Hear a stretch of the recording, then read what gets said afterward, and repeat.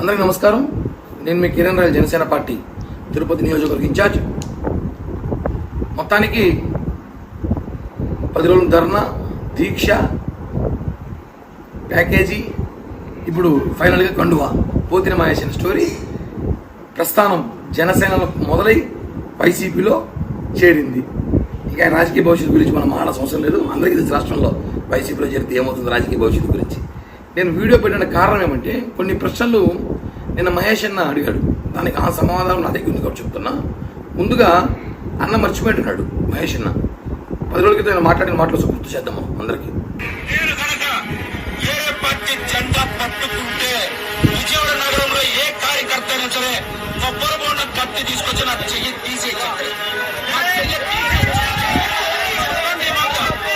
నేను వేరే పార్టీ జెండా నా చేతితో పట్టుకుంటే పవన్ కళ్యాణ్ గారికి చెప్పండి, ఎవరైనా సరే కొబ్బరి బొండం కత్తి తీసుకొచ్చి ఎవరైతే కొబ్బరి బొండలు పండిస్తారు రోడ్డు మీద తిరుగుతుంటే నా చెయ్యి తీసేయమని చెప్పండి.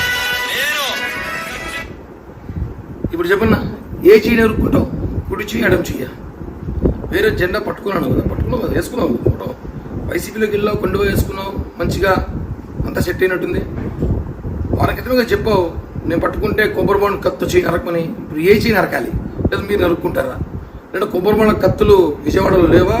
లేదంటే మీ చుట్టుపక్కల ప్రాంతాల్లో ఉన్న కత్తులని మీరు సర్దుకొని దాచిపెట్టారా అని అడుగుతున్నా. మీరు నేను మాట్లాడుతూ సింహం సింగల్గానే నాయకుడు కావాలంట.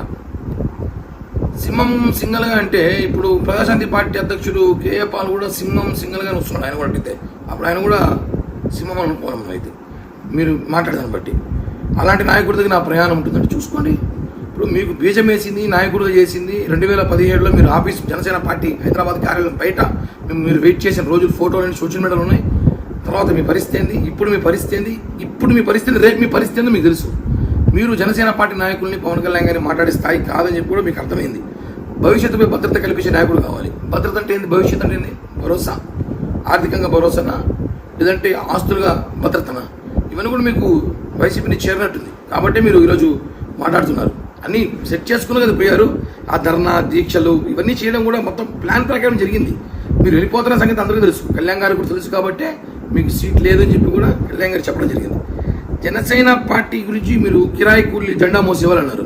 ఎవరు జెండా ఎవరు మోస్తున్నారన్న?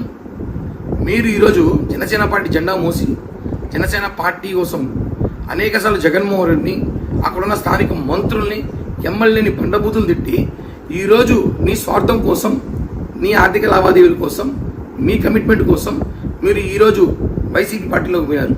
ఇప్పుడు చెప్పండి, ఎవరు కూలి ఎవరు కిరాయిలు? మీరు చేసింది ఫస్ట్ మీరు మాట్లాడే ముందు మీరేం చేస్తారో విమర్శ చేసుకొని మళ్ళీ మాట్లాడండి. పవన్ కళ్యాణ్ గారు ఎక్కడ పోటీ చేయాలో ఆయన తెలుసు. మీరు చెప్పాల్సిన స్థాయిగా ఆయన కాదు. ముందు జనసేన పార్టీ నుంచి మీరు వచ్చారు, జనసేన పార్టీ నాకు భిక్ష పెట్టింది అని చెప్పి అనేక వీడియోలు మీరు ఉన్నాయి. ఆ రోజు మహేష్ ఏంటి, ఈరోజు మహేష్ ఏంటి?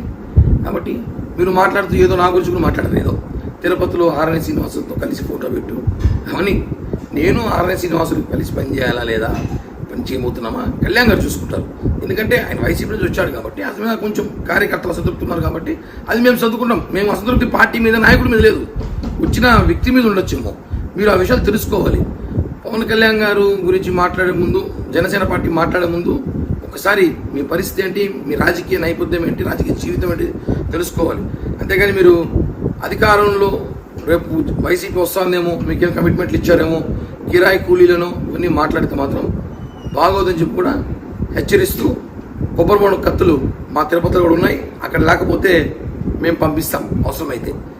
మాట్లాడే ముందు ఒక కమిట్మెంట్తో మాట్లాడాలి. కమిట్మెంట్ లేని నాయకుడు నువ్వు, కిరాయి కూలీ నువ్వు. ఈరోజు కిరాయి కూలీగా మారి మా దగ్గర కూలీ పని చేసి ఈరోజు వైసీపీ కూలీగా మారిపోయింది పోతిన మహేష్.